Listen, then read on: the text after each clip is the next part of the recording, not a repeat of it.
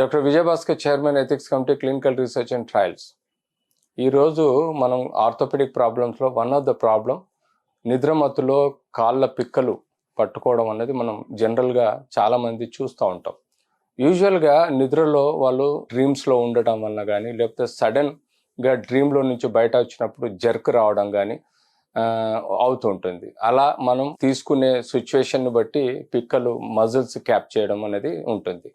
Calf muscles అనేది one of the strongest muscles in the body. ఆ calf muscles వలనే కింది మనకు వాకింగ్ కానీ రన్నింగ్ కానీ మన ఎక్స్ట్రా కరిక్యులర్ యాక్టివిటీస్ కానీ పవర్ఫుల్ యాక్టివిటీస్ కానీ చేయగలుగుతాం.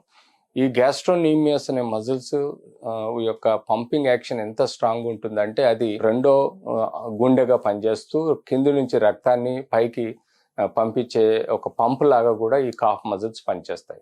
సో యూజువల్గా కాఫ్ మజిల్స్ పట్టుకోవడము, కాఫ్ మజిల్స్ నొప్పి రావడం అనేది ఎన్నో కారణాలు ఉంటాయి. అందులో ముఖ్యంగా మనం సైకలాజికల్ స్ట్రెస్ అయినప్పుడు, మజిల్స్లలో కాల్షియం డెఫిషియన్సీ వచ్చినప్పుడు కానీ లేకపోతే సైకలాజికల్గా స్ట్రెయిన్ అయినప్పుడు మనము ఈ యొక్క మజిల్స్ క్యాచ్ అవడం, అంతేకాకుండా మనకు కాల్షియం డెఫిషియన్సీలో కూడా మనకు విటమిన్ డి డెఫిషియన్సీలో కూడా మజిల్ వీక్నెస్ వచ్చేసి నరాలు పట్టుకోవడం, అంతేకాకుండా సడన్గా ఇన్వాలంటరీ స్టిమ్యులేషన్ జరగటం వల్ల కూడా మజిల్ కాంట్రాక్చర్ వచ్చినప్పుడు అది సడన్గా మజిల్ క్యాచ్ అవడం, అంతేకాకుండా మనం సడన్గా ఎగిరి దుంకినా కూడా మనము హీల్కు ఉండే క్యాల్కేనియం టెండన్ సడన్ స్ట్రెయిన్ అయినప్పుడు కాఫ్ మజిల్స్ పట్టుకోవడం లాంటివి చూస్తూ ఉంటాం. సో ఏది ఏమైనా యూజువల్గా sudden catch in the muscle అన్నది మనకు టెంపరీగా వచ్చిపోయే ప్రాబ్లం కాబట్టి కంగారు పడకుండా మనం ఎప్పుడైతే సడన్ మజిల్ క్యాచ్ కానీ నొప్పి వస్తుందో దాన్ని ఇమ్మీడియట్లీ కేర్ తీసుకోవాల్సిందంటే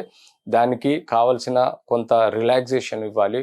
ఐస్ ప్యాక్స్ పెట్టేసి రిలాక్స్ చేసే విధంగా చూడాలి. అంతేకాకుండా స్మూత్గా స్లైట్గా మజిల్ మసాజ్ చేసినా కూడా ఆ యొక్క మజిల్ పెయిన్ నుంచి మనకు స్పాజం నుంచి రికవర్ అవుతుంది. సో మజిల్ క్యాచ్ని మేము స్పాజం అంటామండి. ఇది టెంపరీగానే ఉంటుంది. దాంతోపాటు మనం యూజువల్గా రిపీటెడ్గా ఈ మజిల్ క్యాచ్ వస్తుందంటే దాని అర్థం మనకు కారణం తెలుసుకోవాల్సిన అవసరం ఉంది. బాడీలో మినరల్స్ తక్కువ ఉన్నాయా, లేకపోతే కాల్షియం కానీ తక్కువ ఉందా, లేకపోతే విటమిన్ డి తక్కువ ఉందా అనేది మనం రూల్ అవుట్ చేసుకోవాలి. ఫస్ట్ ఇలాంటి మనకు బాడీలో ఉండే న్యూట్రిషనల్ ఇంబ్యాలెన్స్ వలన కూడా ఇలాంటి వ్యాప్తి చెందే ప్రమాదం ఉంటుంది. కాబట్టి వాటిని రికవరీ చేసుకునే విధంగా ఏదైతే మినరల్స్ కానీ కాల్షియం కానీ లేకపోతే విటమిన్ డి తక్కువ ఉంటే వాటిని సరిదిద్దుకునే ప్రయత్నం చేయాలి. యూజువల్గా స్పోర్ట్స్ యాక్టివిటీస్లో మనం ముందే వార్మప్ ఎక్సర్సైజెస్ చేసి మజిల్స్ని బాగా ప్రిపేర్ చేసిన తర్వాత మెయిన్ స్పోర్ట్ యాక్టివిటీ చేసే విధంగా ఉండాలి. సడన్గా మనం ఏదైనా స్పోర్ట్స్ యాక్టివిటీ చేసినా కానీ అంటుబోర్డ్ సడన్ జర్క్ వచ్చినా కానీ మజిల్ క్యాచ్ అయ్యి అది కొంతసేపటి వరకు సివియర్ పెయిన్ తీసుకొస్తుంది. కాబట్టి అలాంటి విపత్తు రాకుండా మనల్ని మనం కాపాడుకోవాలి.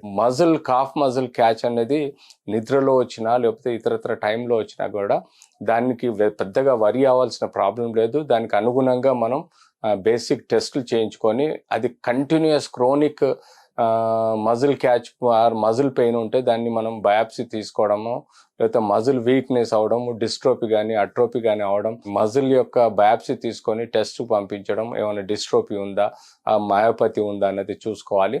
అంతేకాకుండా ఇంకేదైనా మజిల్ ట్యూమర్స్ ఉన్నాయా లేకపోతే ఇతరత్ర నర్వ్ ట్యూమర్స్ ఉన్నాయా అనేది రూల్ అవుట్ చేసుకోవడానికి ఎంఆర్ఐ కానీ సిటీ స్కాన్ చేసుకొని తగు జాగ్రత్తలు తీసుకుంటూ ఉంటే ఈ మజిల్ క్యాచ్ను మనం రికవరీ చేసుకోవచ్చు.